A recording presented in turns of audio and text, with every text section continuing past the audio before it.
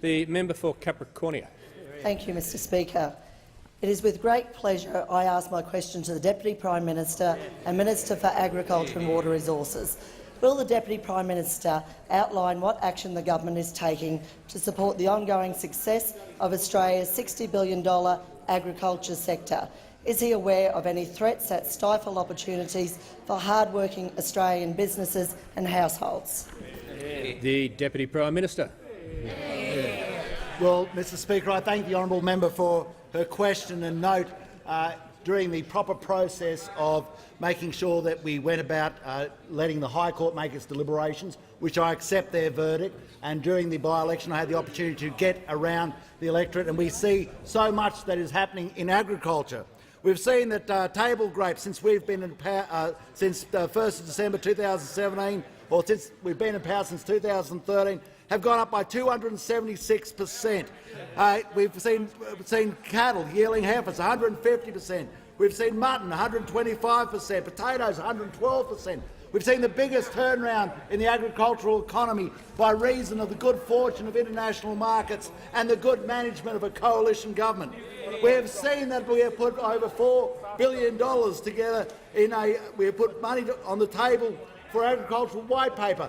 And he's asked if there's threats. Of course, there are a number of threats. The threats are that the Labor Party does not believe in dams. I know you've got Rookwood Weir in your electorate. The Labor Party does not believe in dams. They do not believe in a better nation, a stronger nation. They do not believe in the inland rail. They put no money on the table for the inland rail. They did not believe in the live cattle trade when they shut it down.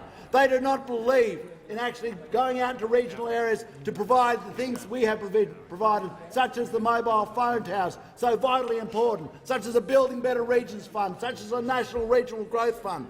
So we have provided 100% write-off for fences, 100% write-off for water, a write-off over 3 years for grain storage, all these things, and we believe in a decentralisation agenda, which we know the Labor Party does not believe in. But the biggest threat I could say to the member of Capricornia is one of trust. And once more I come back and I see the back of the head for the member for Maribyrnong, because they do not trust him. And they do not trust him because of the absolute incredible position that we had the member for Watson come to this dispatch box and up to 11 times tried to gag us. While they were using those numbers, the member for Bateman was voting with them. The member for Batman was voting with them. The member for Senator Gallagher was speaking on their behalf. We also see right now that we have the member for Braddon, the member for Longman, the member for Fremantle.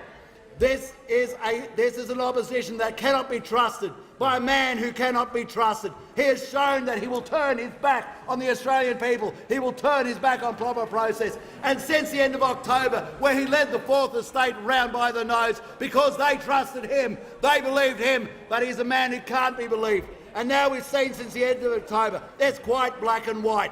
Their only excuse, they say, is they haven't got their paperwork back. How does that work? Do you drive on a highway without a licence because you believe it's in the mail? I don't think so. Yet these people are going to continue to vote. But I can tell you one good thing. The people of New England gave you a vote. 11% is what they gave